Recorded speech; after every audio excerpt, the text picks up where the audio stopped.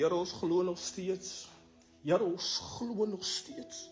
Ten spyte van alles, Here, kies ons om in U te glo, om op U te vertrou.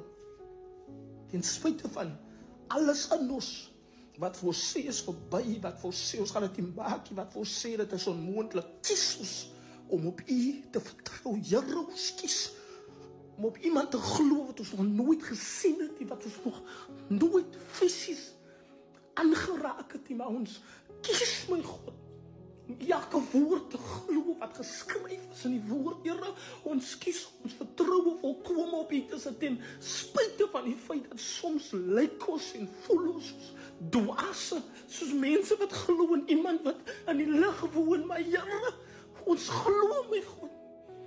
Ons glo in U, my Vader. Here, ons glo, ons het ons vertroue aan U, en my gebed is dat U wil sal geskied.